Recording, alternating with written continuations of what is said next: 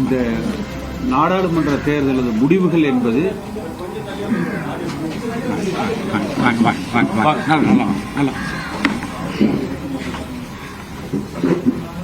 நடந்து முடிந்த இந்த நாடாளுமன்ற தேர்தல் என்பது ஒட்டுமொத்த அதிமுக தொண்டர்களுக்கு ஒரு பேரிடியாக அந்த முடிவுகள் இருக்கு. இதற்கு முன்பும் கூட அதிமுக தோத்திருக்கு. ஆனா இவ்வளவு பெரிய வாக்கு வங்கி சரிவை அதிமுக அதனுடைய வரலாற்றில் கண்டதில்லை. இந்த தேர்தலில் மக்கள் உணர்த்தி இருக்கிற பாடம், ஒன்றுபட்ட அதிமுகவை உருவாக்குங்கள்.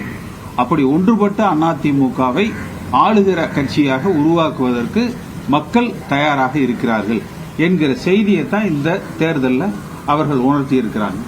இந்த தேர்தல் முடிவுகளுக்கு பிறகு பெரும்பாலான அதிமுக தொண்டர்களும் மக்களும் தெரிவிக்கிற கருத்துக்கள் பார்த்தீங்கன்னா அதிமுக ஒன்றுபட வேண்டும் என்கிற இந்த ஒரு கருத்து தான் தமிழ்நாடு முழுக்க தொண்டர்களால் முன்னிறுத்தப்படுது, வாக்காளர்களால் வலியுறுத்தப்படுது.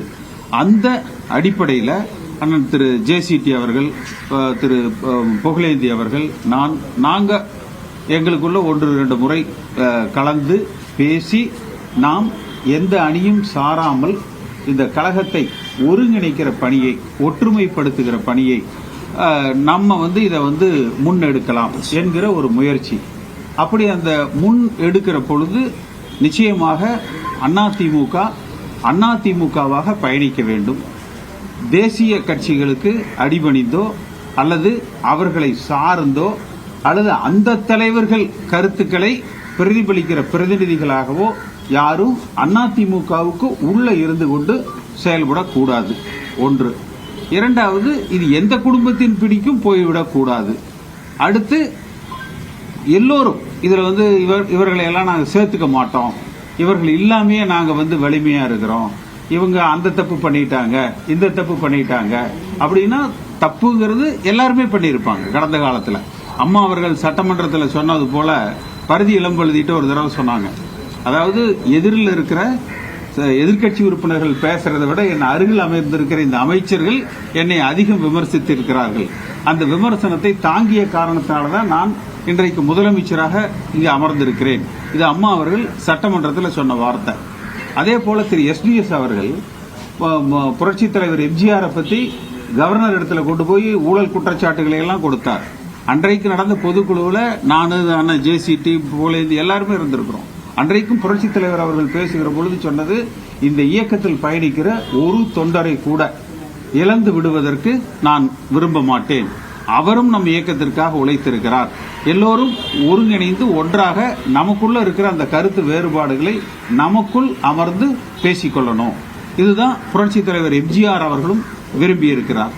அடுத்து, புரட்சித் தலைவர் எம்ஜிஆர் இறந்ததற்கு பிறகு ஜே அணிகள் பிரிந்தது. சட்டமன்றத்துக்குள்ள மைக்க வச்சு கலட்டி ஒருத்தருக்கு ஒருத்தர் எம்எல்ஏக்களை தாக்கி கொண்ட சம்பவங்களும், சட்டமன்றத்துக்கு உள்ள காவல்துறை சட்டமன்றத்துக்கு உள்ள சட்டமன்ற உறுப்பினர்களை அடித்து வெளியேற்றியதும் தமிழ்நாடு பார்த்திருக்குது. ஆனால் அன்றைக்கு இருந்த அதே தொண்டர்களும் சரி, தலைவர்களும் சரி, அடுத்து வருகிற அந்த தேர்தலில் தோல்வியை கண்டவுடன் இந்த இயக்கம் ஒன்றிணைக்கப்பட வேண்டும் என்கிற ஒரு முடிவுக்கு வந்தாங்க. அன்றைக்கும் ஒரு சில தலைவர்கள் அந்த ஒன்றிணைப்புக்கு எதிராக இருந்தார்கள்.